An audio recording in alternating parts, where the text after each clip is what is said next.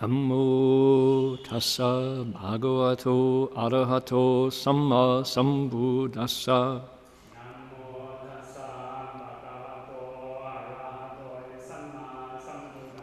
Homage to the blessed, noble, and perfectly enlightened one.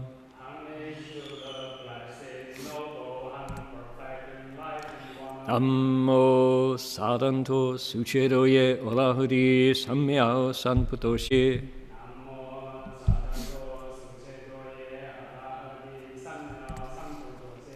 Wu shang shen shen wei miao fa, bai qian wan jie nan zao yu. Wo jin jian wen de shou chi, yuan jie ru lai zhen shi yi. Supreme and wondrous Dharma, subtle and profound, rarely is encountered, even in billions of eons. But now we see and hear it and accept it reverently. May we truly understand the Buddha's actual meaning. Venerable Master and Dharma friends, welcome to our Sutra lecture today. My name is Heng Sure, and I'm here to explore with you all the Flower Garland Sutra, the 10 Stages chapter. Today is Sunday, May 17th here in Queensland, and it's Saturday, May 16th back in California. Wherever folks are watching around the world, you can do the math yourself and figure out whether you're a day ahead with us across the international date line or Saturday night lecture has come. So welcome. And we're going to be getting ready. The way we begin our lecture here is to invoke spiritual presence. And I think traditionally, let's see, when we come back, we will be on, we're going to come back to not fine and subtle wisdom, we're coming back to accumulations, right. So we'll be on page 26 and 27 in our text when we're back. Meanwhile, here is our chant. And traditionally, monks and nuns, before they touch the Buddha's wisdom, they invoke they invite and welcome the Buddhas and Bodhisattvas, the Devas, the Dharma protectors, the gods, the dragons, the eightfold pantheon of spiritual beings to come and share in the light. So it's a Dharma gathering. And so we're going to step into that tradition, that line that's been coming down from antiquity and do it the way the ancients did, see if we can also evoke enough sincerity to catch the attention of the three jewels to come and bless our event. So here we go.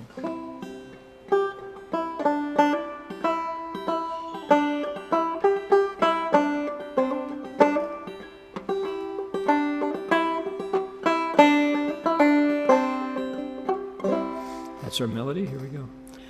Namo Da Fang Guang Fu Ba Yin Jing Ba Yin Hai O Pu Sa. Namo Da Fang Guang Fu Ba Yin Jing Ba Yin Hai O Pu Sa.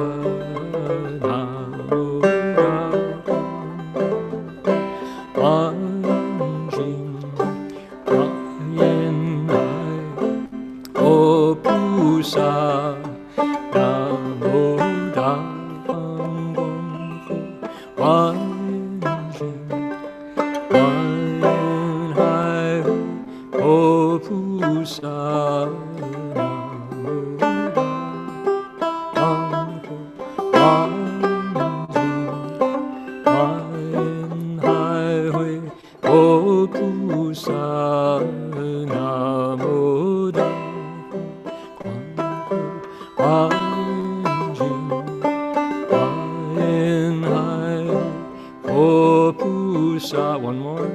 Namo Da Fa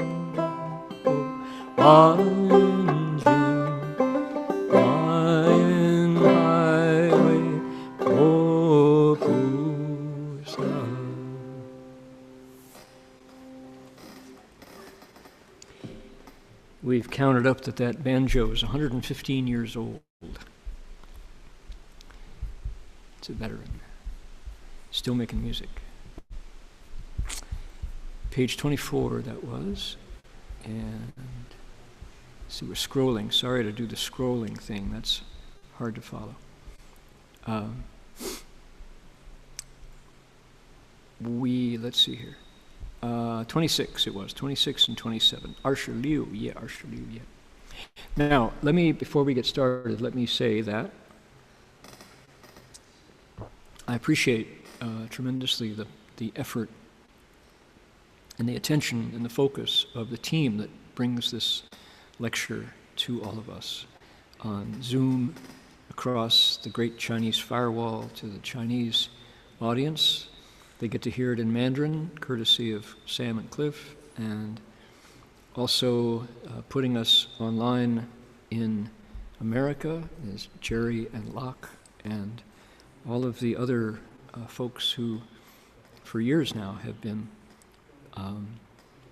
just in order to get to hear the Flower Garland Sutra. They devote part of their Saturday night in California and here our Sunday afternoons in order to hear the Dharma. So it keeps me humble and it makes me want to do my best to clean my mirror, polish my mirror, so that any light generated from the sutra and from the assembly that we just invited can shine through to light up your hearts and trigger, who knows, seeds planted how long ago, seeds of wisdom that interact with the sutra and bring us closer to the best humanity we're capable of, right?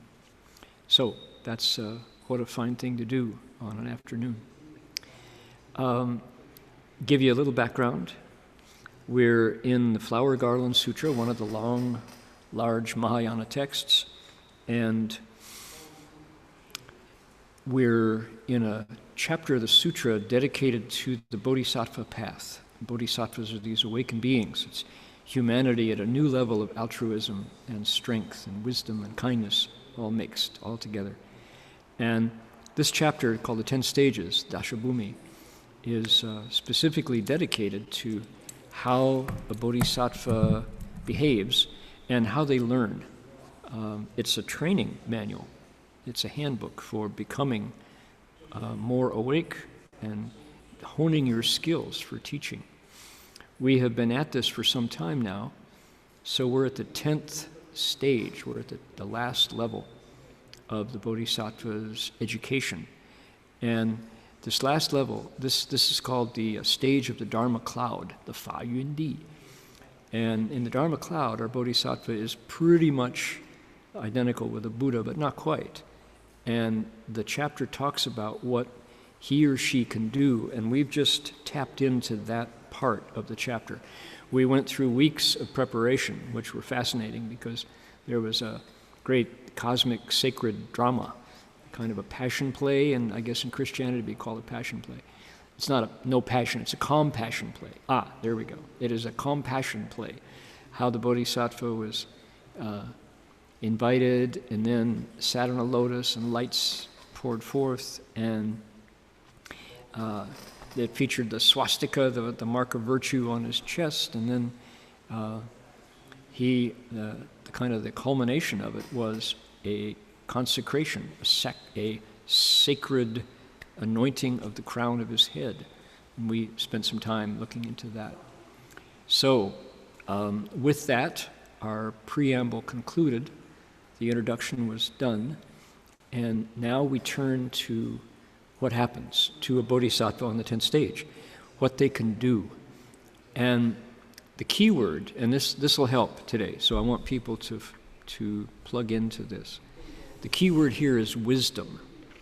And the wisdom is different from compassion, right?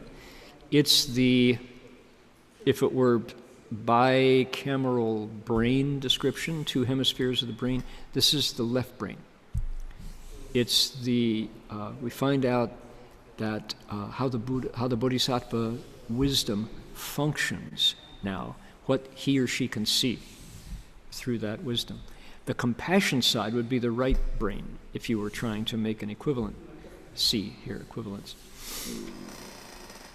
Compassion, of course, touches the heart, and it flows like water, and it blends together, and it erases differences, and it feels, and there's a boom, boom, boom, boom, boom, boom, boom, boom. There's a pulse in compassion. Wisdom is clear like the sky. Wisdom is a night on a full moon with not a wisp of cloud, right? It's just so heartbreakingly clear and sharp and focused that it thrills your cells, but it doesn't touch the heart the same way that compassion does. The sutra and the Buddha who spoke them has both, right? Where are we tonight? Wisdom. We're on the wisdom side, and we will be for some time. I'm going to give you a preview. We're going to jump ahead here. Sam, you want to go to the 7 kinds of wisdom that I sent you there? Here we are.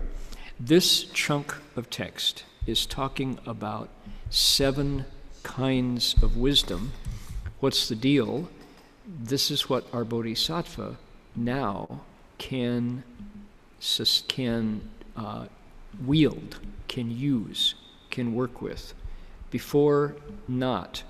But this piece of text is taking us through 7 wisdom. The wisdom of accumulation, the wisdom of transformation and change, the wisdom of sustaining, the wisdom of subtleties, the wisdom of secret places, how about that? The wisdom that merges with eons of time, kind of interpenetrating, the wisdom that merges with the Tao, that interpenetrates with the way things are before words and thought. These 7 kinds of wisdom, it says, 辗转, they turn and mix, and then 相生, characteristics are born. What does that mean? Things we can know and see and talk about and categorize and discuss and learn from, right? So, okay, now, why bother listing 7? It's because each of these categories has 10. With the accumulations, there's 20 kinds that are listed, and we go through every step, all the way down. So 7 actually becomes 70 plus. And it's dry, yeah, it's dry. It's a list. Before, weeks ago, we had all this drama. We had people doing things, and amazing things, and lights coming out, and we met through analogy, we met the wheel-turning sage king and his wife, and his proper son, the prince, right? So lots of drama. Now, we're in a part of the text that is dong, dong, dong, dong, dong, dong, dong. It's the textbook part of the text. So, for those of you who are thinking, gee, this is kind of, when does it get interesting again, right? When does it get fun again? Well, you got to go through the kinds of wisdom because it's talking about what a bodhisattva can do, right? That's what we're looking at. So, that good? Are we okay with that? Doug Powers would say what? Are we all clear? This much. Okay. So we're going to start with, we had 10 kinds of accumulation, winding up with unconditioned accumulation. And I will say that another translator, Kalavinka, my Dharma brother Heng Sure, calls this attainments, not accumulation. So different ways of looking. He thinks that the Ji here was probably another character. All right, are we ready? Here we go. I'm going to read the Chinese. Here we go. 此菩萨如是知诸见烦恼横极，知世界成坏极，知声闻横极，必知佛横极，菩萨横极，如来力无所谓，四身法身极，一切种一切智智极，是的菩提，转法轮集，入一切法，分别决定智集。举要言之，依一切智，知一切集。There you go. You heard the word ji 10 times. You heard wisdom 10 times. True. Okay, English, please. Coming right up. This Bodhisattva knows, as they really are, how views, afflictions, and activities accumulate. He knows how world systems coming into being and passing away accumulate. He knows how the practices of voice hearers accumulate. He knows how the practices of Pracheka Buddhas accumulate. He knows how the practices of Bodhisattvas accumulate. He knows how the Tathagata's powers, fearlessnesses, form bodies, and Dharma body, and the wisdom of omniscience accumulate. He reveals how attaining Bodhi and turning the Dharma wheel accumulate. He masters how decisive wisdom that differentiates all dharmas accumulate. In summary, he uses wisdom to know all manner of accumulation, or accumulations, plural. Good. All right. Remember last week we talked a little bit about speaking Dharma. That's Chinglish, 说法, which means explaining the Buddha's teachings. In Malaysia and Singapore, they say sharing. Thank you for sharing. So we're sharing the Buddha's teachings. We are investigating the Dharma, right? So speaking Dharma, 说法. We talked about a passage like this. If you were the Dharma speaker, if you were the person who had the holding the lens, if you had the opportunity, the blessing to say, well, let's look into the Buddha's words here, how would you approach it? There is a method, traditional method. There are more than one. There are multiple methods of sharing the Dharma if you are speaking Dharma, if you're the Dharma speaker. In Hebrew studies, it's called midrash. And oh, those rabbis, oh my God, take one word, and the rabbis, however many rabbis there are, that's how many opinions there will be about what Rabbis Ben Eliezer meant when he described the Torah that way. Oh my goodness, midrash is a great exercise in eloquence and elocution. So we won't go into the argumentative side of it, but if it's your turn, if it comes to you, if you have the blessings to be able to investigate the Buddha's wisdom with others, how do you approach it? First thing you do, identify the text. We've done it. We have looked at the text in 2 languages. And actually, if you look at the Chinese, there's 2 languages there. There's the Hanzi. Japan, they're called kanji, right? Now, our set here are called fantizi. These are traditional characters. If you go pretty much anywhere in the world now, with the exception of Taiwan, you find jiantizi, simplified characters. We like fantizi because they're beautiful, and they carry a huge charge of tradition in them. They were simplified by the Chinese government in the 20s and 30s so that people could become literate, and that was very successful. The price they paid was the characters some of them got ugly in their simplification, but there was a reason for it. There's historical reasons. So we're looking at traditional characters here. And a second language, we're looking at the characters in ABC spelling. C-I, ci, P-U, pu, S-A, sa, ci, pu, sa, R-U, ru, S-H-I, shi, Z-H-I, zhi, ru, shi, zhi. So, like that. That's 2 languages, right? One is the Hanzi, one is the ABC spelling. Then we flip over to the English. I know that there are some people watching tonight with a Vietnamese text in front of them. looking at the Kim Hua Yim. My Vietnamese pronunciation hasn't progressed very far. Kim Hua Yim. So maybe somebody has got a kanji copy and they're looking at the Keigong Kyo, right?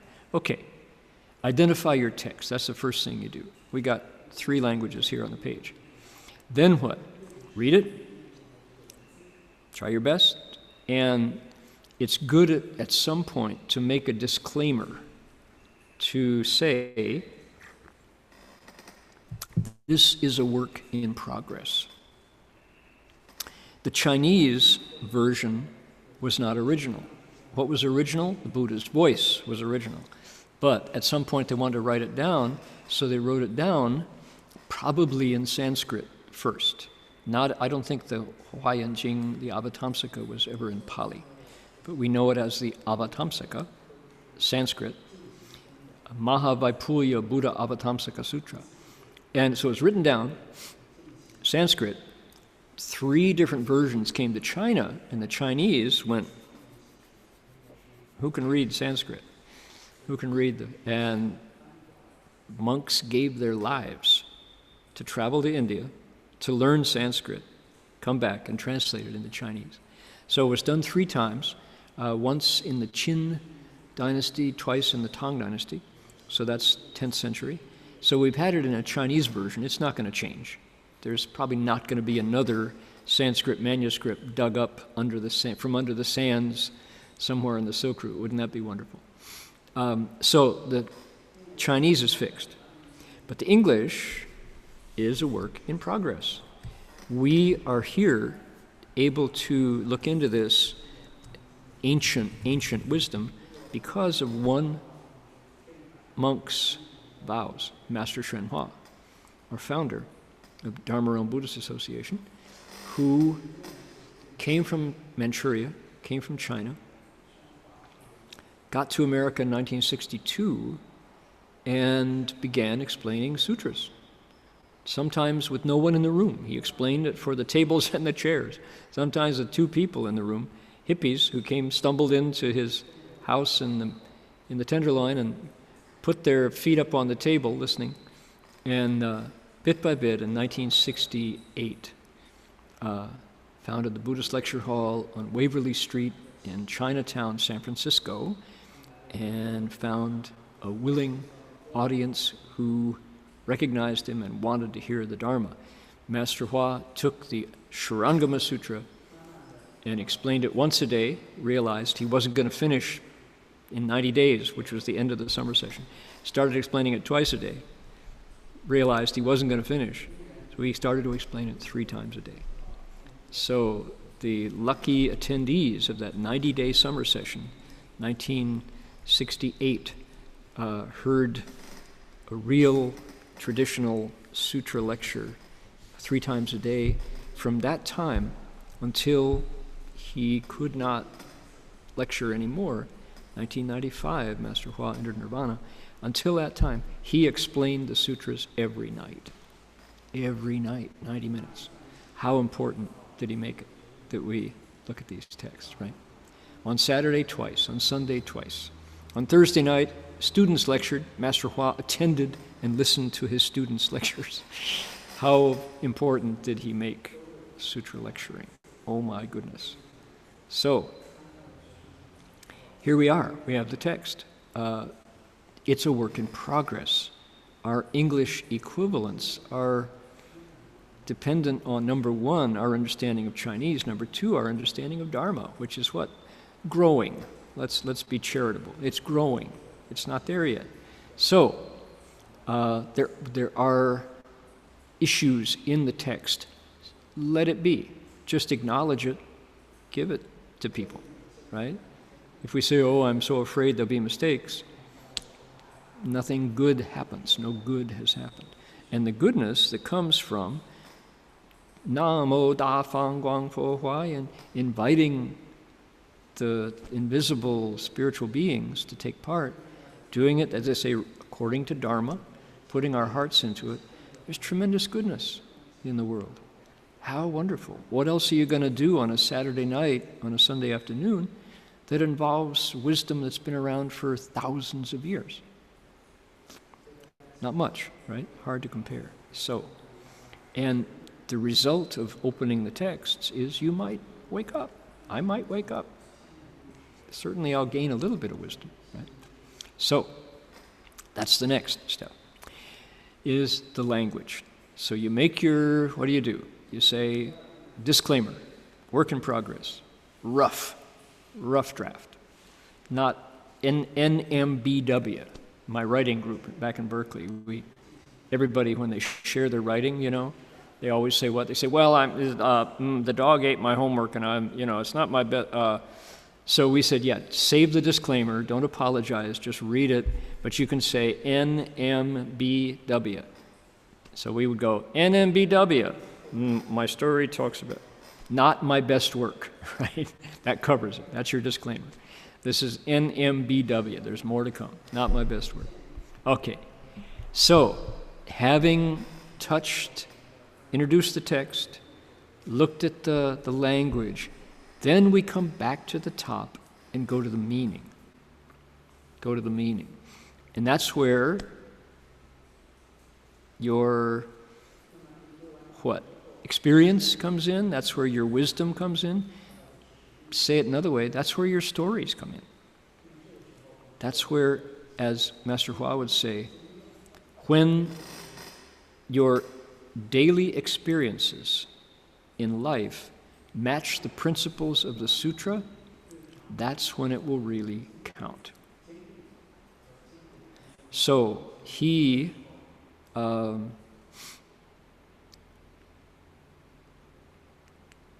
was a tremendous storyteller.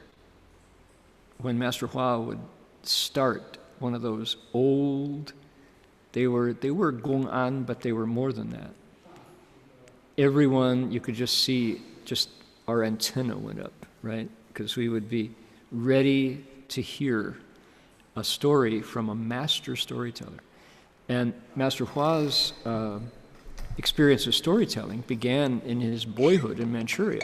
He said that any time, he was a farm boy, right? His parents were farmers, like most of the people in northeast China then. And he was the youngest of a large family. And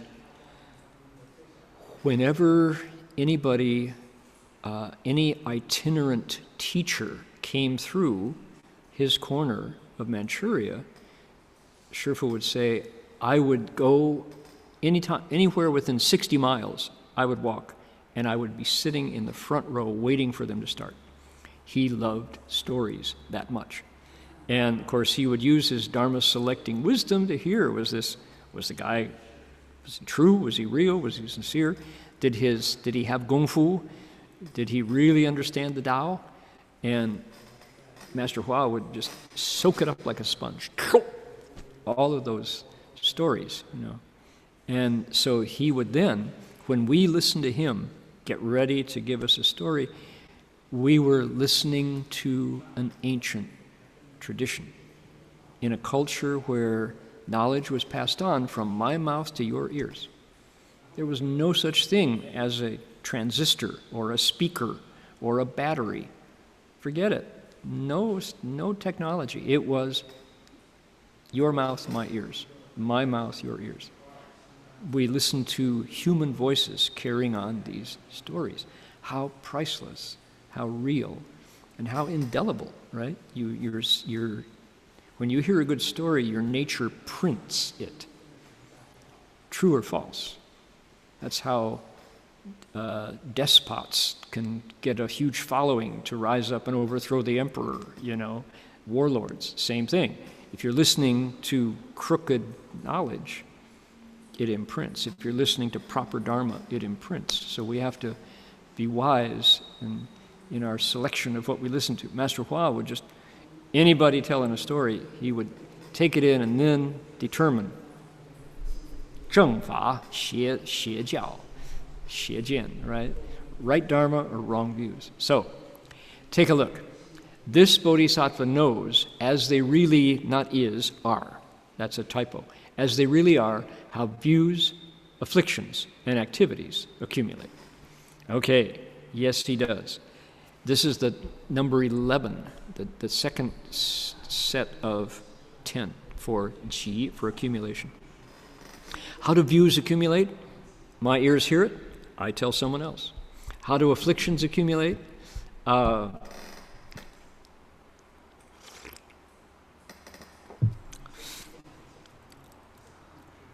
Music. Music is a vibration.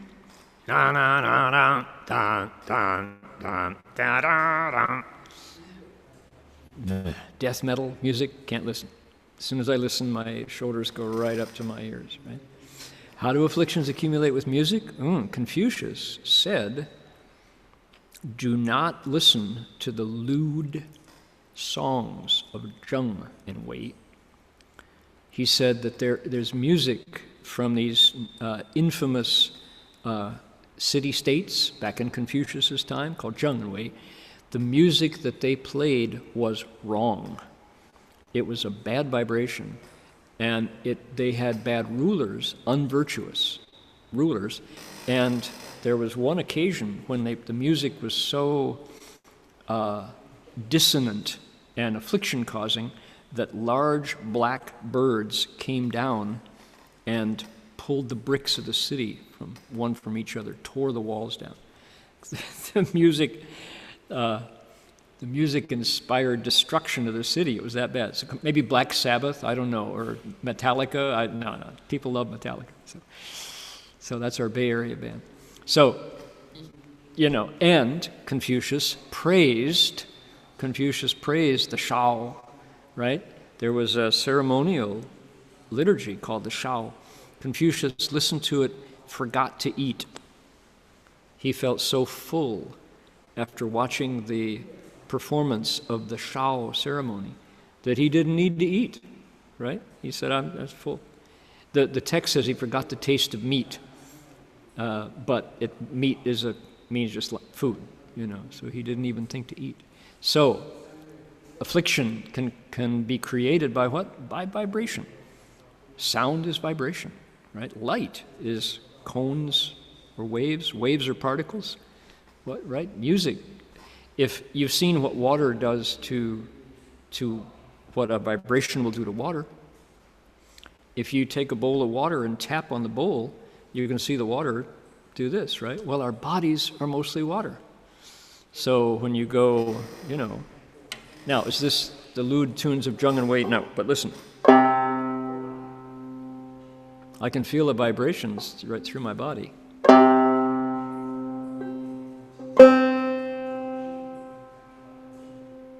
Definitely vibrating. So affliction accumulates with vibration. All right, the question is, am I responsible for the vibrations that I send out into the world? What kind of vibrations are sent out by a frown when you put your brows together and your mouth turns down, right? What kind of vibrations go out compared to when your eyes go down in a smile, right? Those are vibrations going out. And we are sensitive to each other. We are on each other's radar. So much so that when I'm in a BART car traveling under the San Francisco Bay, the Oakland Bay on my way to San Francisco, you can feel the energy of the people around you. And if somebody is off, and often in San Francisco there will be homeless people, poor folks who have nowhere to shelter, sheltering on the BART car. Somebody sleeping on the BART car. And it's because you've come from the street, down the escalator, onto a platform, and then crammed in with people, 60 people in a small space, shoulder to shoulder. Instantly, you're in the soup of vibrations. You can feel how afflictions can grow.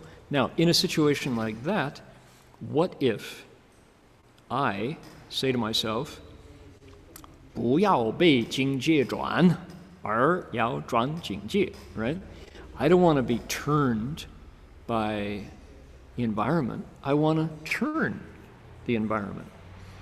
So what I do, I give myself a job of reciting the Great Compassion Mantra when I'm in a crowd situation, like a BART train, for example, a subway train, or if I'm on the street walking to my destination, right?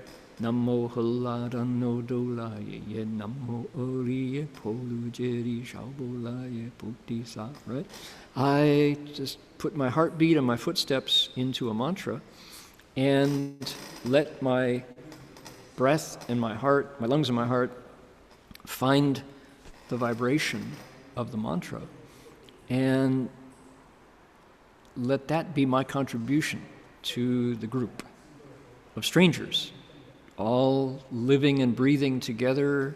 Not that we do it during social distancing, during a pandemic, but one question would be, this is interesting, we can investigate. Do the vibrations of a mantra travel over a computer network? Right? Over a phone call. When you're talking on the phone, how much of your state are people picking up on the other end of the phone? On a Zoom call, right? Have anybody done the research? Figured out how much of a YouTube webcast do people pick up of us that are not the words, right? So how much does the computer filter out so you lose it? Face-to-face is really the way to learn. Through a monitor, through a LCD display, or through Gorilla Glass on a phone, you know, how much of that is communicated, how much is filtered out. Afflictions and activities accumulate. So what does the Bodhisattva do? He knows as they really are how they accumulate. So what does he do? He takes responsibility for his share. I can't stop the Republican Party from being greedy with, let's say, I can't stop them from forgetting that they are there to serve their constituents instead of getting their constituents to support them. But what can I do? I can be responsible for the vibrations that I let abide in my mind. Now, does that mean my mind is always happy and peaceful and free of affliction? No, not. But I don't let those negative thoughts abide. They don't set in, right? Look at number 2. He knows how world systems come into being and pass away, and how that coming into being and passing away accumulates. The sutra describes what? A universe that is kind of like a blank sheet of paper. From the Avatamsaka, it's in the earlier chapters of the sutra. It's a description of the cosmos with names, right? The Buddha's taken names in the Avatamsaka. And it says that from the stillness of the Buddha's Dharma body and nirvana, where nothing is going on, there is action. There is mostly desire. You could say a thought moves. They call it beginningless dark movement, right? Where nothing's going on, boop, something pops into being. And from that, 1 comes 2, from 2 comes limitless, and on and on. And a world comes into being. Out of nothing comes something. So we can be sitting in meditation with this calm mind, and suddenly we're thinking about, gee, I wonder if I turn the water faucet off all the way, or is it still dripping? Right? You get a picture of a dripping faucet. Oh no, how did that come about, right? Now you got to think, oh, I forgot to call her back. You know, oh no.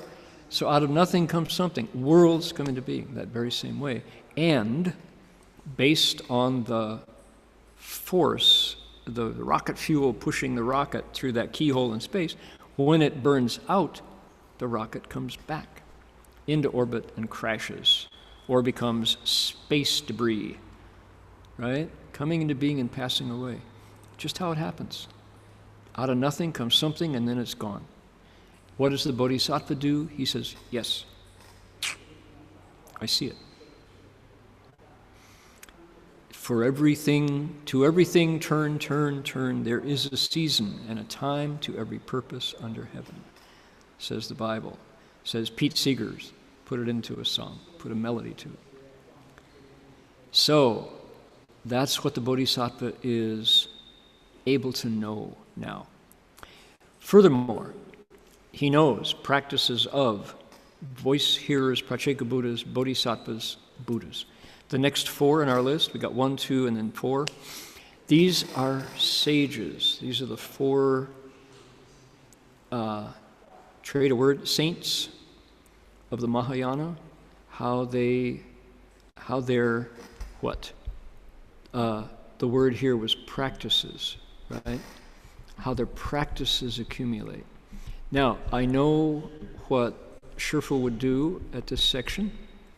He would say, excuse me, voice hearer, maybe we're used to hearing sound hearer. Sound hearer is Chinglish, Sheng Wen. What is it? Shravaka, the first stage of sainthood. What is it?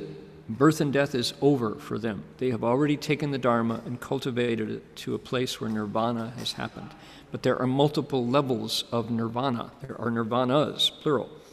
And a voice hearer's ending of birth and death of samsara is different than Pratyeka Buddhas. That means solitary Buddha. The Pratyeka Buddha's level is different from the Bodhisattvas, the awakened beings.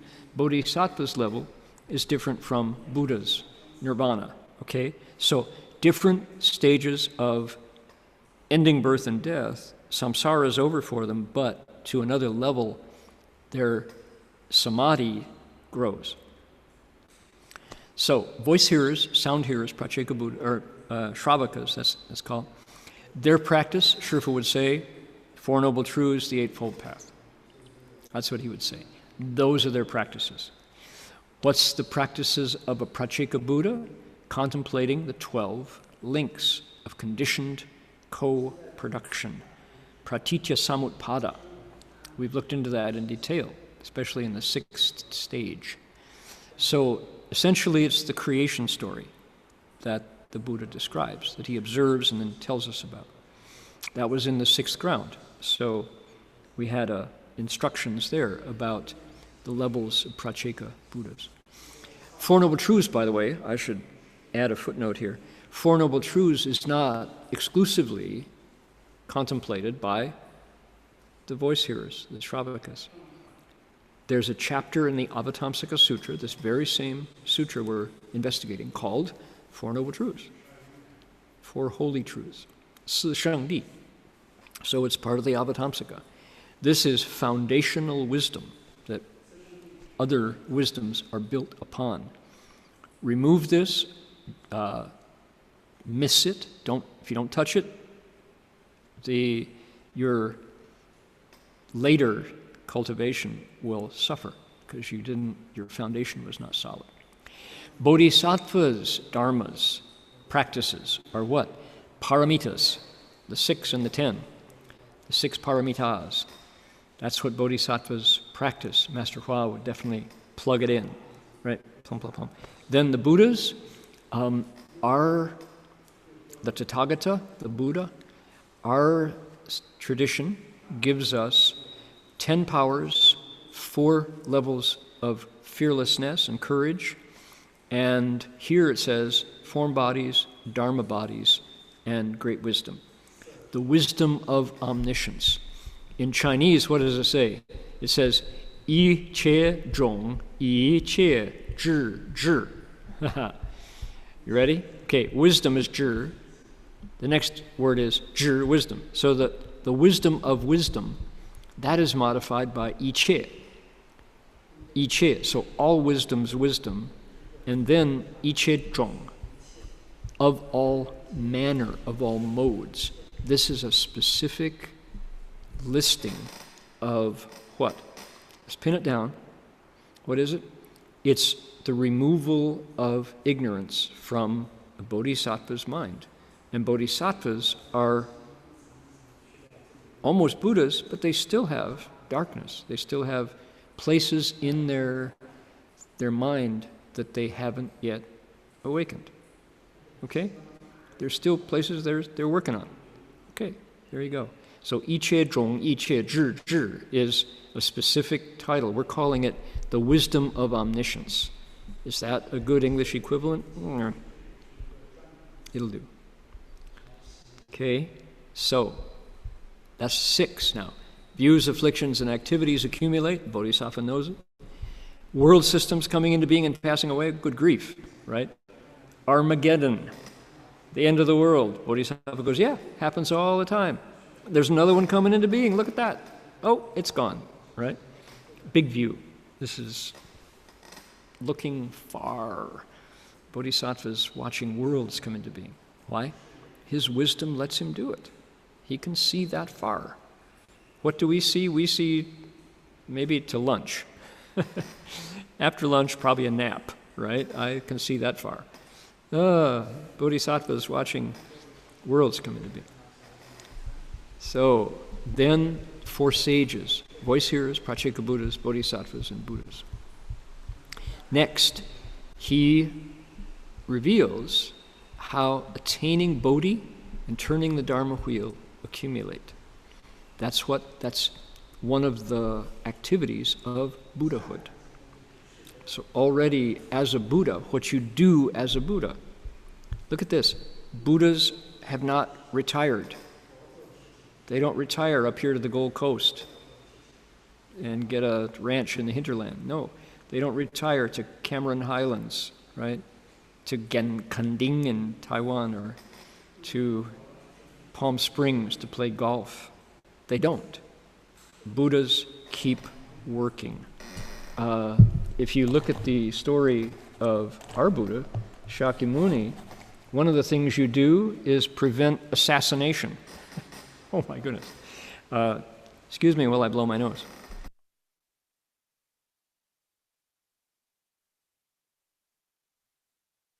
Keep appropriate social distancing while you blow your nose here in the Buddha hall.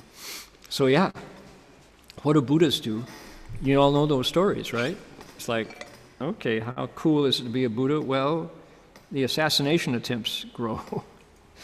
Oh my goodness.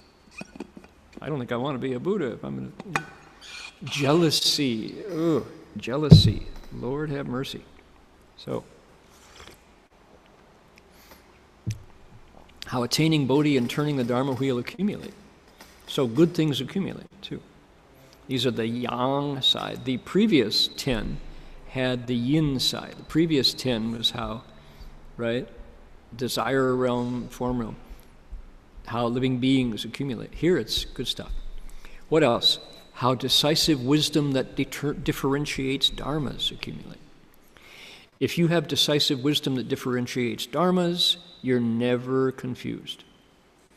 Anything comes up from inside, from outside, you can handle it, right? Bad dreams. Ooh, nightmares, you can understand them. Who has nightmares? The Buddha. Oh my goodness. The Buddha was sent bad dreams by sorcerers trying to confuse him. It's part of the Buddha's biography, story. He was sent. Now, a lot of this happened, some of this happened as he was just about to become a Buddha.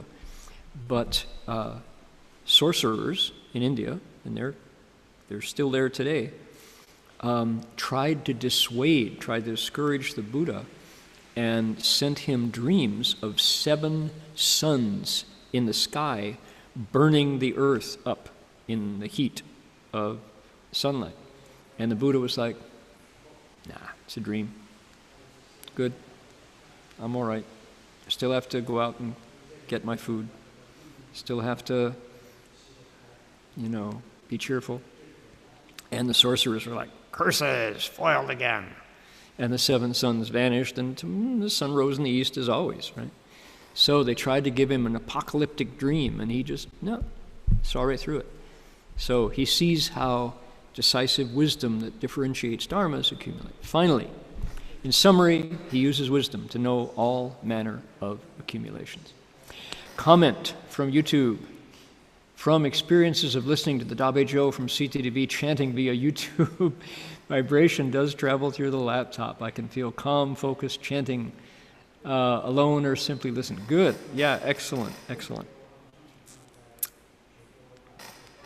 Indeed. City of 10,000 Buddhas ceremonies are now available online. And if you can listen to that chanting and be free of affliction and peaceful, bravo. Good indeed. So yeah, maybe the laptop is not filtering out too much.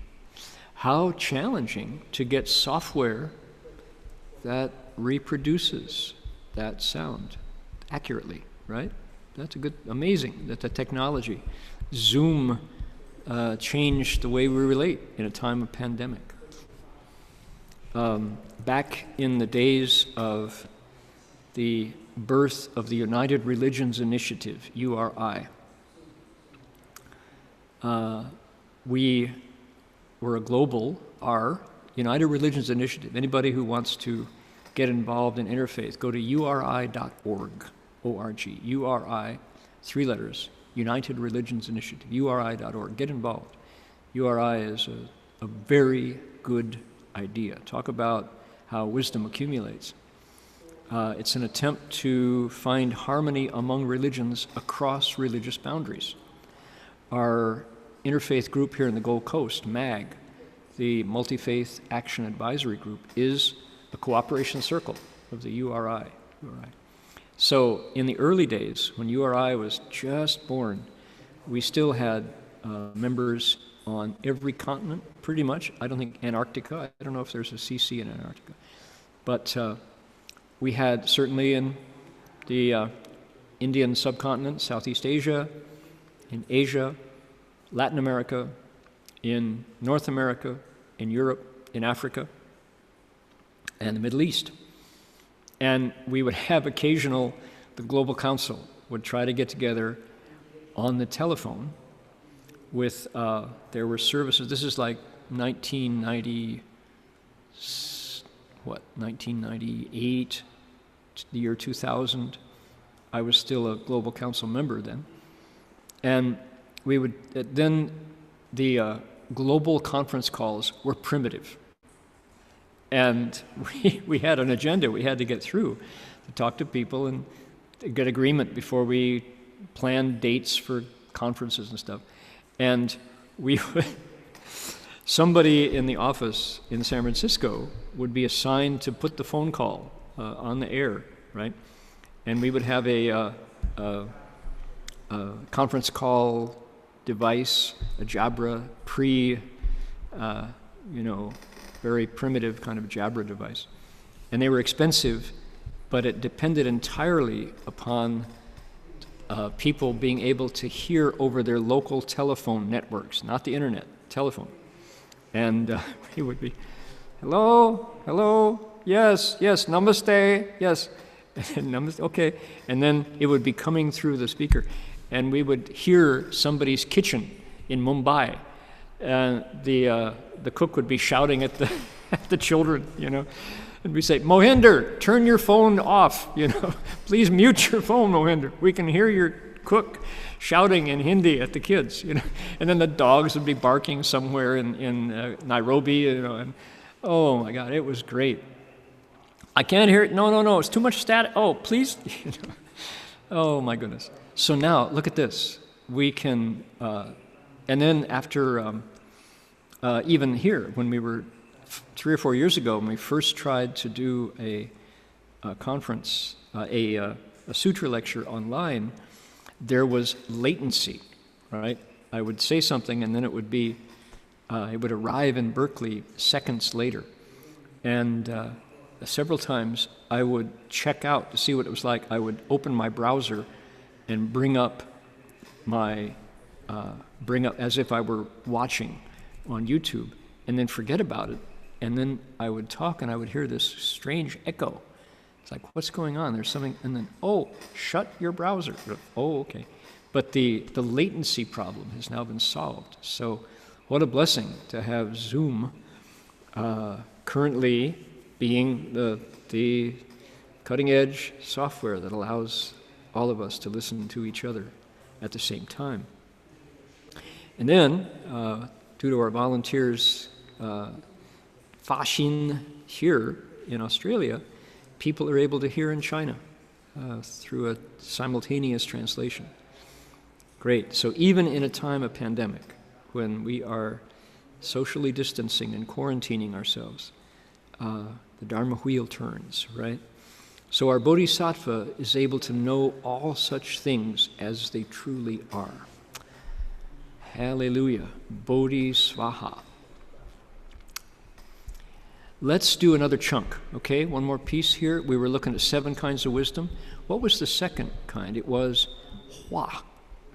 Transformations, changes. I translated it as changes. We could say transformations. That's what Heng Sure called them. Look at the Chinese. Are we ready to read it? Oh, too big. Here we go. All right.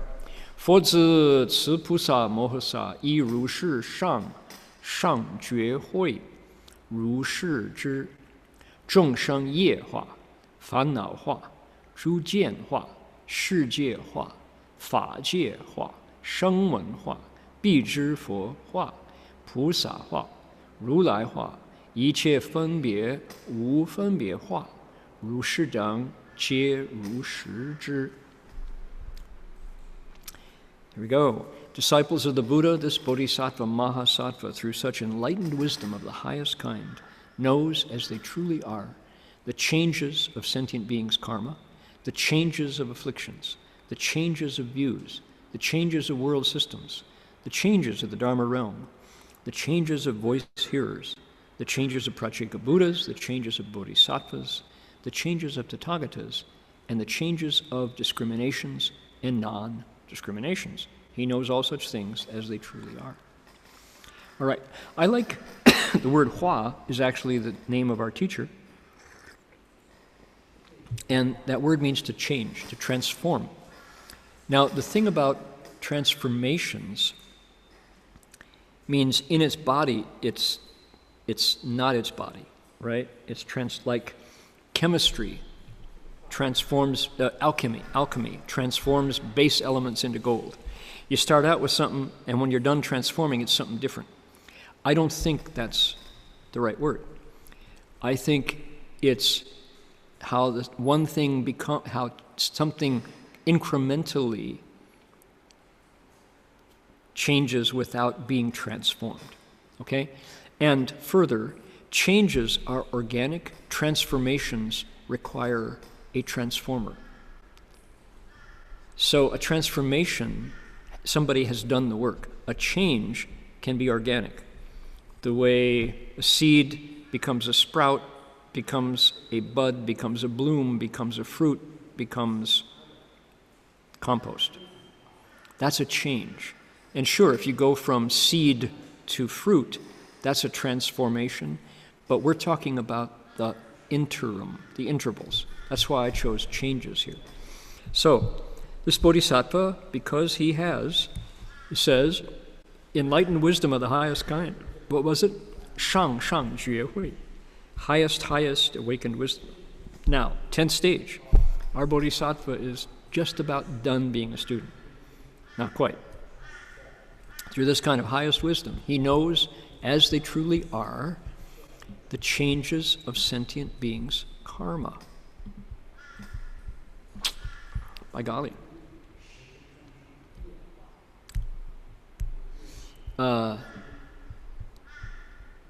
When when I was a boy, the first political awareness of mine was President Dwight D. Eisenhower. I was just a boy in Toledo, Ohio, where I lived with my family on Hollywood Avenue called the Old West End in Toledo. And I remember somehow it impressed him. And maybe we got the TV We had a black and white television. There were 3 networks. That's it. ABC, NBC, CBS. That was all there was. Public television didn't exist. And you didn't have a choice of shows. It was what was on. That was it, you know. And I remember a news show was Walter Cronkite, and he was talking about President Eisenhower. Now, Dwight D. Eisenhower was a famous general. He was the Allied general who invaded, occupied Europe, occupied France in D-Day, 6th of June, 1943, D-Day, and 42 or 43. And together with the Allied forces, with the British and the French and the Italians and the Allies, finally defeated Nazi Germany and came home a hero and was elected president. And Republican back then. And Estes Kefauver was the Secretary of State, and all these names just lodged themselves in my brain. And by all accounts, Eisenhower was a decent president. He can't think of anything outstanding compared to Franklin Delano Roosevelt, for example, who took over during the Depression and led to the New Deal, which rebuilt America. Who knows what, back then. In fact, that's not the right thing to say. We know what happened. Look at history. That's what we learned. But what I remember, even up to the time, I was growing up through the time of President Richard Nixon, and the misbehavior that went on at that time. Went through the time of Kennedy and presidents and on, Johnson and Gerald Ford. And there was a sense that good people made a difference. Your voice counted. And it was very much a time of participation in the political process. Now, I understand that there was institutionalized racism, and those seeds of ignorance and harm were in their nascent stage. Now they're in full bloom. But I remember I'm bringing this back to the idea of sentient beings' karma changing. That's what I'm aiming at. That's my principle that I'm working for, right? So a big change happened with the presidency of Ronald Reagan. And this is factual, this is not an opinion. It was a difference in the pay scale between the lowest employee and the chief executive officer of corporations, of companies. Now, somebody correct me to get it precise, but back in the time before President Reagan,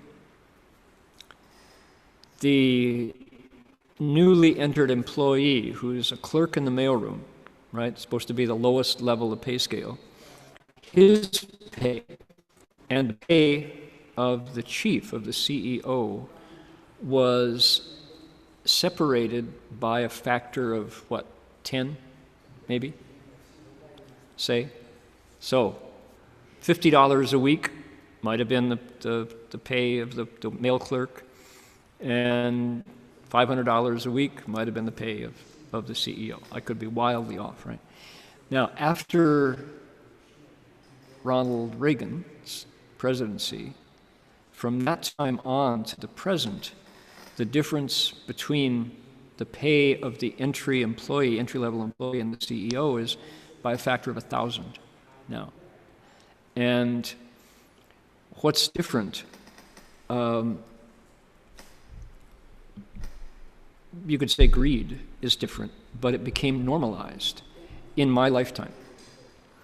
And one of the things that could be improved in rebuilding our nation after we emerge from what is happening economically as a result of the pandemic, one of the things that could be improved would be a rebalancing of pay scale so that people have enough to live on, right? That would, you just think by any stretch of logic, people need a living wage in order to be able to get the basics, right?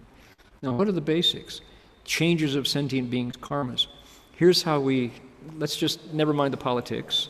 That's a matter of policy, but the karma has changed so that somehow, at some level of leadership, I'm speaking as an American, but I think it's not too far in the rest of the world.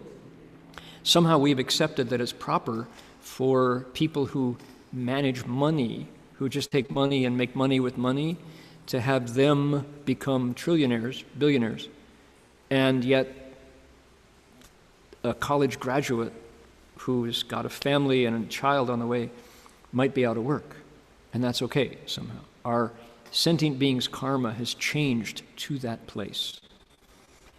And back to Eisenhower, what did Eisenhower say? Some of the remember the folksy wisdom generated by President Dwight D. Eisenhower. He was, one of the things he did was he was chancellor of Columbia University. And I remember my father praised General Eisenhower because he said, someone came to Chancellor Eisenhower when he was in charge of Columbia University and said, "Chancellor, the students are not walking on the sidewalks, they're cutting across the lawn. You have to lay down the law and tell these students not to walk on the grass." And Chancellor Eisenhower said, "Make the sidewalk where the students walk. That's the fastest way to get where they're going." And everyone went, by golly, there's wisdom. You know, he didn't side with the planners who put the sidewalks where they wanted to put the sidewalk. He sided with the soldier, the student, right? Said, build a sidewalk where the students are walking. That's the right way to go. And everybody went, yay, thank you, President Eisenhower, for your wisdom in siding with common sense and not taking the part of the administration, right? That would have been a very popular decision in Berkeley, where I went to school. Now, another famous thing that President Eisenhower said. Now, why do we bring in President Eisenhower? Goodness gracious. Sentient beings' karma. What I wanted to say was, I have witnessed changes in our views since I started paying attention to what was going on outside my door and inside my mind, right? So, what else did President Eisenhower said? He gave a speech. Famous speech. Anybody who wants to look it up is welcome to do so. He gave a speech as he was leaving office, warning us against the military-industrial complex, he said. That term was coined, as far as I know, by the speech writers for President Eisenhower. He said, beware the growth of the military-industrial complex. What does that mean? It means that he, as chief commander of the Allied forces in Europe, was very aware of how much stuff the Army had and didn't have. And since we left World War II, we hadn't gone yet to the Korean War. In the time of peace, what he saw was that nobody said no to the military asking for money. And men who had been in uniform, now in a time of peace, went right over to the industrial sector and generated stuff for the military at great cost out of the taxpayers' pockets. President Eisenhower said, watch out, because there will be a growth of more and more and more and more hardware for the military that is wasteful and takes on a life of its own. Nobody wants to say no to safety. And under that blanket title of keeping us safe, right, lots of mischief. So thank you, President Eisenhower. Now that the military-industrial complex is, in America, is just, if we could take the amount of money spent on one bomber and put it into educating our children, we would be back into the race for mathematics and science. America has fallen into the 30th, 40th place worldwide among science and our students testing for mathematics and science. Can't compete. We don't invest in our kids, we build bombers. By golly. Changes in sentient beings' karmas. Indeed, indeed. Changes of afflictions. Losing affliction, right? Coming to a place of harmony and balance and wisdom and kindness and sharing and insight. We say, yeah, everybody needs the same stuff. What did the Buddhists say is a living wage for monks? Clothes for the seasons, food to fill your stomach once a day, shelter from the wind and the rain and the insects and the morning dew, and medicine when you're sick. That's enough to sustain your life.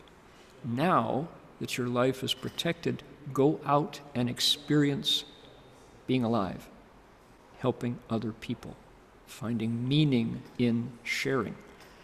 That's what it's all about, said the Buddha. And maybe for that reason, those 4 requisites are enough to sustain life. Maybe for that reason, the Buddhist Sangha is alive to this day, 2,500 years after its founding, the longest running fraternity on the planet. Why? Once the basics are here, clothes for the seasons, food, medicine, shelter, bedding, you can go out and live and you feel alive. So cutting down to the bone, right, with the occasional oolong tea leaves, that helps too. But when you cut it down to the bone, you feel the changes of life vibrantly, right?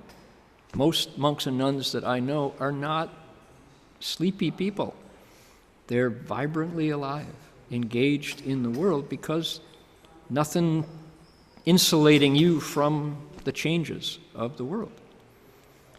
So this Bodhisattva sees the changes of world systems as they come and go. Oh boy, big. Changes of the Dharma realm, right? Devas abandon humanity. They just go, oh no, right? Changes of world systems, extinction of species, oh yeah. Extinction of species. Can you imagine fires in Australia with 1 billion animals suddenly dying because of fire? How horrible, right? There was an investigation, there was research done in a square kilometer of Australian bush, the number of species in a square kilometer. Astonishing. Fires come. Changes in world system. The changes in voice hearers, Pratyeka Buddhas, Bodhisattvas, Tathagatas. Changes, I think, is better than transformations here. And the changes of discriminations and non-discriminations. He knows all such things as they truly are. Oh boy, oh boy. All right. Here's you want to see a change in views and afflictions? I've got a photograph on my desktop here. Can you see it, Sam? It's my desktop. This is Lónghuá in Shanghai, Dragonflower Temple in Shanghai. The monk with the beautiful patchwork robe is Master Mingyang Da. Master Mingyang was the abbot of Lónghuá and also Guangji in Beijing. Famous old-timer. And That robe is a 108-piece robe with a Buddha on every piece. It's a beautiful, beautiful robe. Anyway, the one facing him, looking a little uncertain, is me. 1989. And I'm holding the Ru Yi in my hands, as is Master Mingyang. He has invited me to step into an ordination at Lónghuá Monastery, a temple that was founded in the 4th century in Shanghai. And you can see behind us 600 men and women who are about to be ordained. And Master Mingyang, because we had invited him and Master Zhenchan and 100 other monks and nuns to America to do the 水陆空法会, the water, land, and air ceremony back in 1987. So Master Mingyang, in return, kindly invited myself, Dharma Master Heng Lu, and Dharma Master Heng Bin to come to Shanghai, to Lónghuá Monastery, to observe and participate in an ordination where you're making new monks and nuns.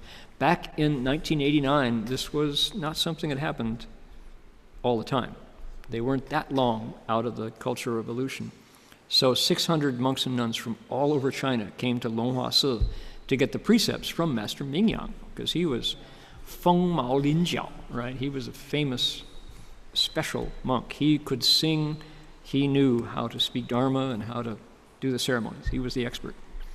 And so, in a transmission of precepts, there are the San Shi Qi Zheng, the 3 masters and the 7 certifiers. And among the 3 masters, there's one called the Karmadana. He's the confessor monk. And he listens to all the 600 preceptees and says, you are qualified, right? Well, the monk picked for the Karmadana at Lónghuá Monastery had asthma. Bless his heart, 86 years old, had asthma. Probably couldn't do the taxing ceremony. So Mingyang Fashi goes, 恒师你可以啊，你会讲中文，你可以啊，你替他做吧，你就念了嘛，你会中文嘛。He said, Heng Sure, you do it. He says, you can speak Chinese, you're young. And I'm like, no. Toledo, Ohio, no. Baseball, folk music. He said, no, 你可以, you do it. So I'm like, gulp. So sure enough, with his total support, I sat up there like a paiwei, like a plaque, and nodded my head. Cheng, yes, they could. So this is a picture of that moment. Talk about changes in the karma, right? Good grief. So truly, during that time, I pinched, it's like, what am I doing here? I used to watch Mickey Mouse Club every day after school, and here I am passing approval on 600 brand new monks and nuns. Oh, good grief. So what an incredible, wonderful experience that was. And the funny part is, recently, last year, we went to Hangzhou to Linyansi and to negotiate this forum between China, Canada, and the U.S. And the current chief abbot of Linyansi is a very fine monk named Guangquan Daohushi. And so Master Guangquan comes out and he says, I need to bow to you. And I said, oh, well, no need to bow. He said, I need to bow to you. I said, well, why is that? He says, because I was one of those 600 monks and nuns at that time. So you're my Karmadana. I'm like, oh, okay, you go ahead. Oh my goodness. So now one more thing that I wanted to share with everybody was today. Remember we were back in our Dharma speaking. So what do you do? As I said, you go through the text a second time, and how you explain it will be determined by the stories you can tell. What have you learned? What connects with the principles of the sutra to illustrate. So we are indeed sacred storytellers. And the changes you have to, the changes are determined by what's going on in the world around you. Sam, I've opened up the Better Times Will Come. So what is a good sutra lecture? A quality sutra lecture would be when a combination of elements make a certain chemistry. What is the combination of elements? One is the sutra itself, those principles. Two is the attention of the audience, the focus of the audience. And of course, that I can't see, I'm talking to a green light here on top of my laptop. And in fact, that's not entirely true. There are four of us here. Sam is here, Cliff is here, and Alex is here, and Ben is here. So there are four men here. And the Buddhas and Bodhisattvas are definitely here in the Buddha Hall in the Gold Coast. Who knows how many kookaburras and currawongs are listening outside. But there's a third element, which is my samadhi, the cultivation that I do when I'm not explaining sutras, right? And what the cultivation does is it grinds and polishes the lens that the sutra shines through. The reason why you want an audience is because their focus and attention is one piece of the experience. You blend the sutra's light, your lens through which it shines, and the needs of the audience, and you get an interesting lecture. You get chemistry.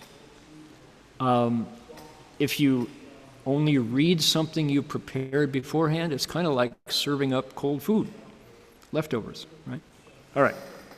So that's the principle here that we've been working on. 177 folks have joined us on YouTube today. That's the list. 61, 79 from China. Wonderful.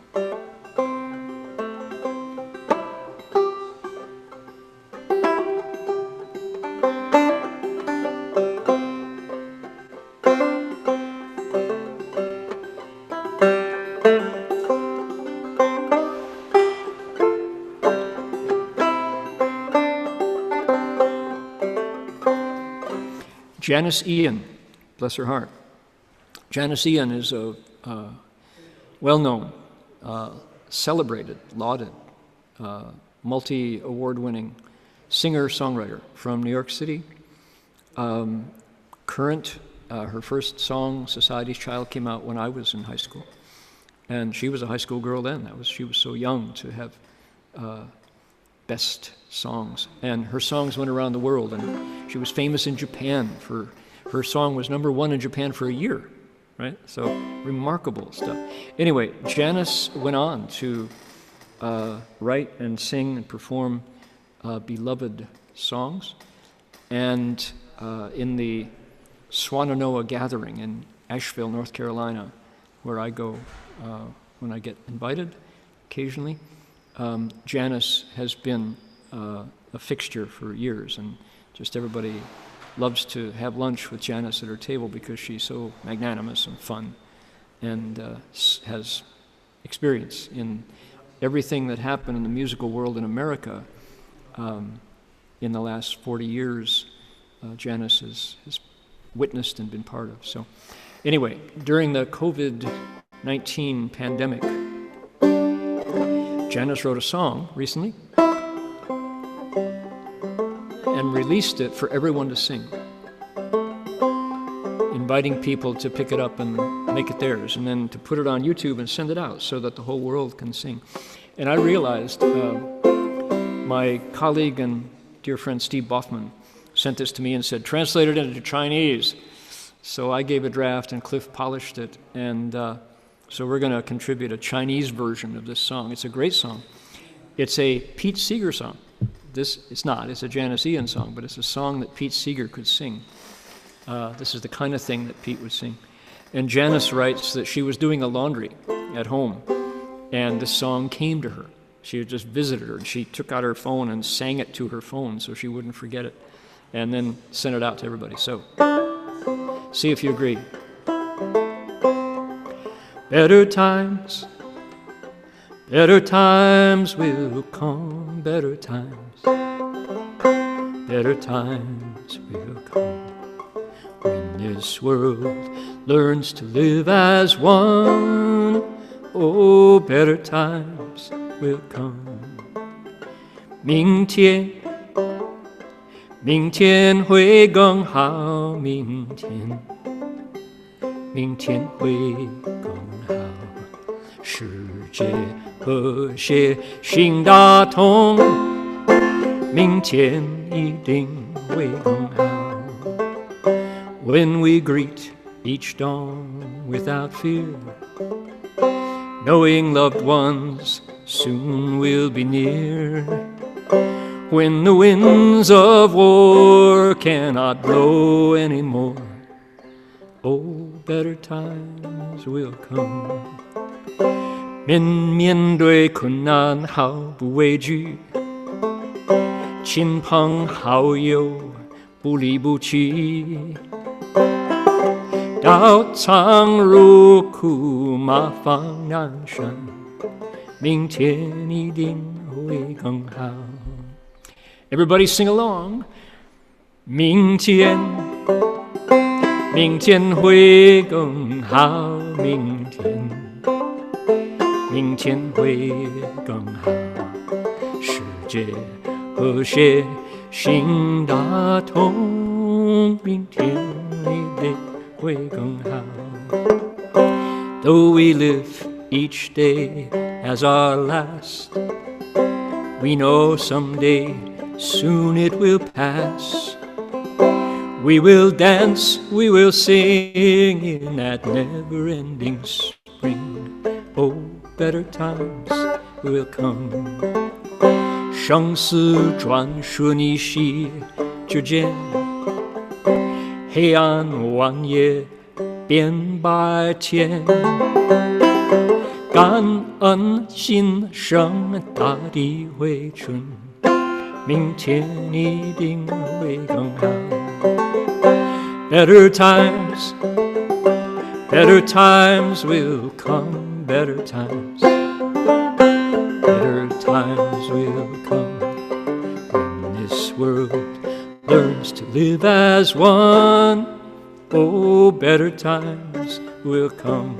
One more Chinese. 明天会更好，明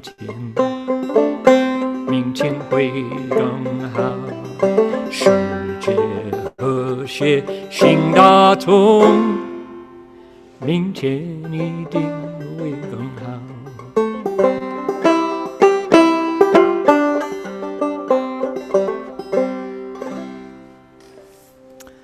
May it be so. Thank you, Janis Ian. My goodness. Good song. That'll be around. Pete Seeger would have loved that song and would have sung it far and wide, indeed. Now, in our continuing policy of singing a song for the COVID-19 to vanish, to go away, Medicine Buddha's mantra for anointing the crown of the head, right?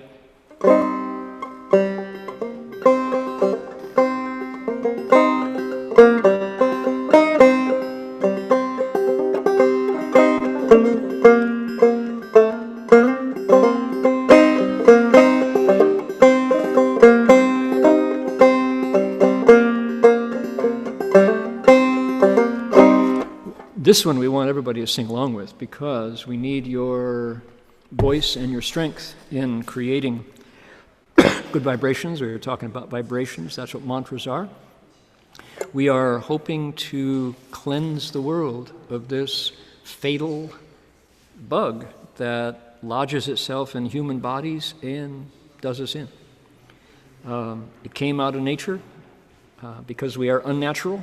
We did something unnatural, eating animals, wrong kind of food for our bodies, producing illness that has now killed hundreds of thousands of people and hasn't stopped yet. So let's, from our hearts and our voices, put different vibrations in the world, something natural.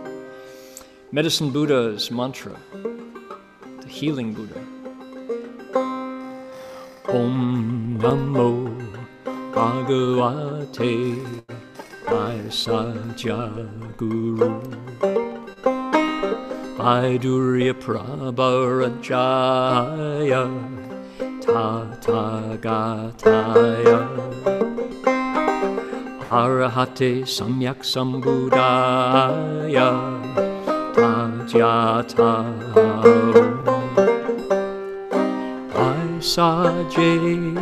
Baisaje Mahabaisaja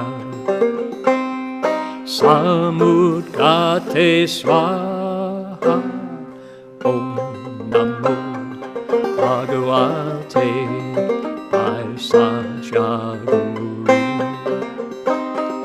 Vaidurya Prabharajaya Tathagataya Arahate Samyak Sambuddhaya Tajata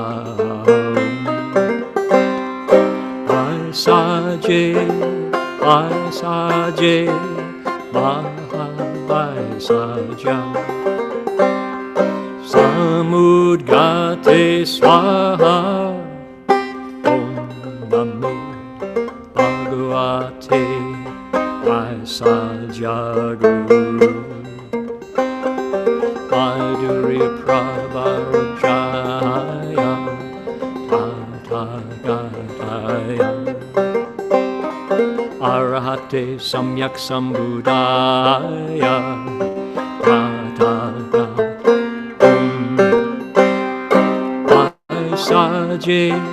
Baisaje Mahabaisaja Samudgate Swaha. Go away, virus. We don't need you. Humanity's better off without you. Finally, we have a dedication of merit that we would love to invite you to join us on. Because, let's see here, before we do that, I would like to invite somebody from the Berkeley Buddhist Monastery to give us any kind of announcements, anything for Berkeley coming up that we need to know about.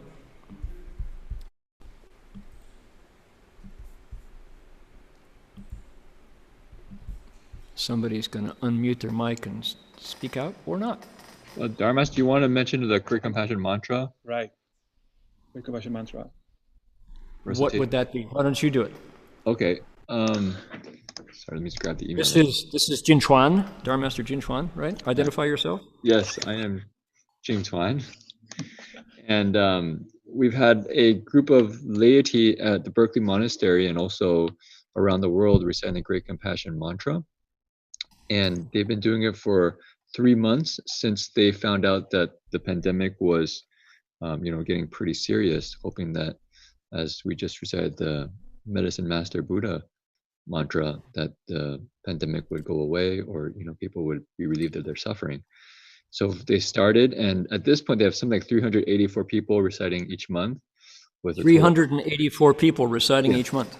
And they think this month they got 10,000 recitations. Yes. 10,704. They're pretty more as we speak. Yes. Yeah.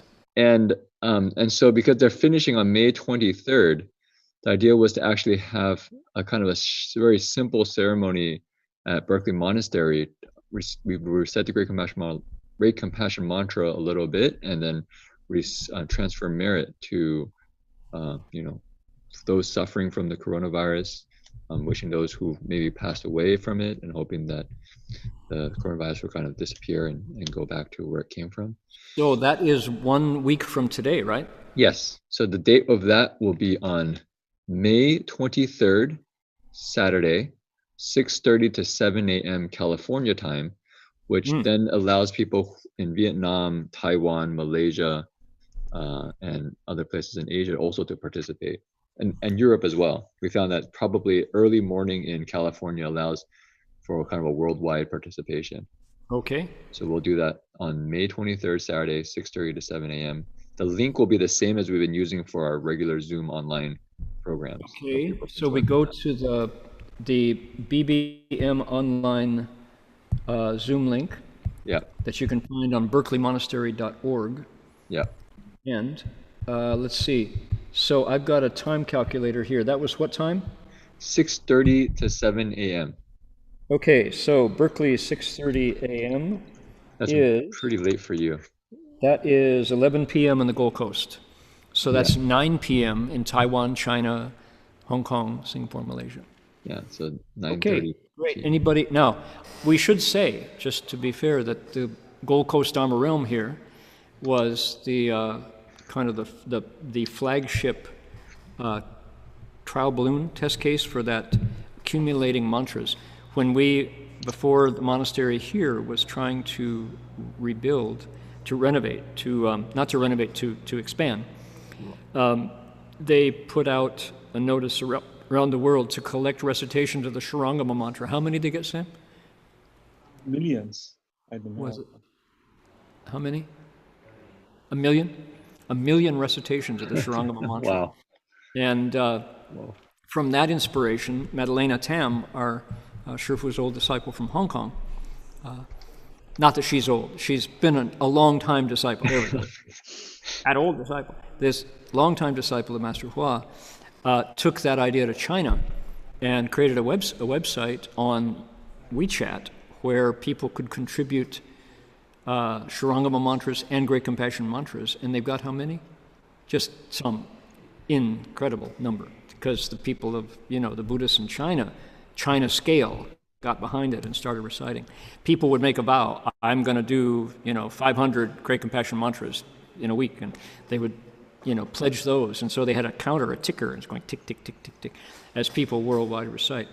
So what we just heard about, these 378 people, that's a homegrown, over the backyard fence group of sincere disciples who said, let's just recite a lot to balance out the COVID virus, the coronavirus. And they've now got tens of thousands of mantras, which is a wonderful thing. And they've been doing it for a month. And so if you'd like to join them. Few months. Few months. Okay, and they're concluding in 1 week. So anybody who wants to join, it's 11 p.m. Let's see. Now, wait a minute. Let's get the date right. It's the 23rd in America, right? Yeah, 23rd in America. Which is the 24th here. Okay, yeah. We're 1 day ahead. So 23rd Saturday. 23rd Saturday, your day. 6:30 a.m. Okay, let me just double check. So 6:30 a.m. on a Saturday is still Saturday on your day too. Okay, that's right. But it's in the evening. It's at night. Saturday evening, 11 p.m. Yeah. Got it. Yeah. Got it. Sorry. Okay. It's tricky. We're going around the globe, man.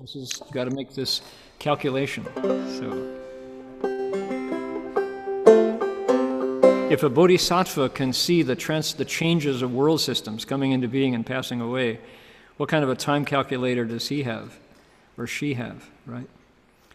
So, all right. Thank you, friends, for joining today in our lecture and in our exploration of the sutra. We're going to continue with the kinds of wisdom that a bodhisattva now has on the 10th stage next week. And let's hope that the virus, the angel of the virus, passes over your house and flies away. To that end, let's transfer merit.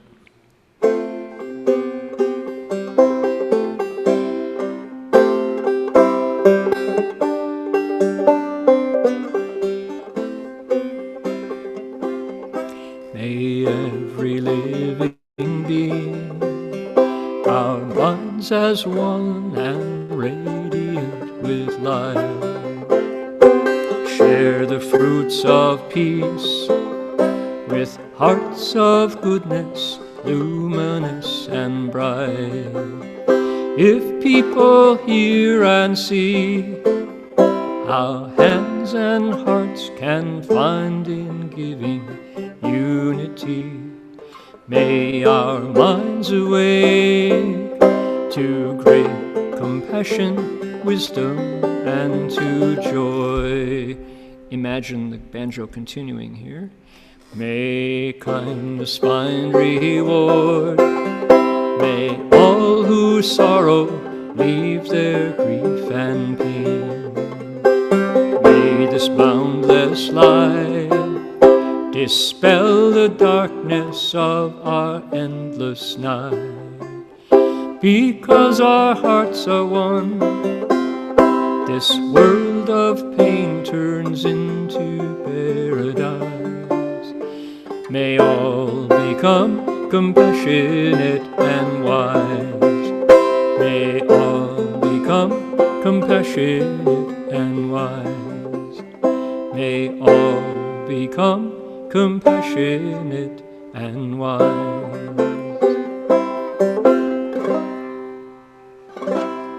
That's the note I wanted. That one. Okay, may it be so. And since we're sitting probably in front of wherever we are, our screens, I'm going to take my handbell and lead us all in bowing. Here we go.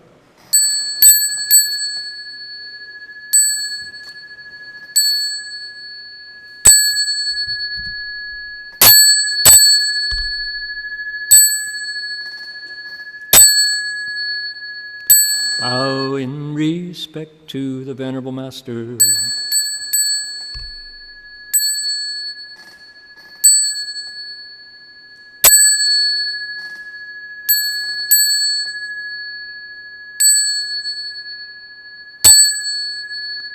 See you all next week. Thanks for joining. Om Mito Fo.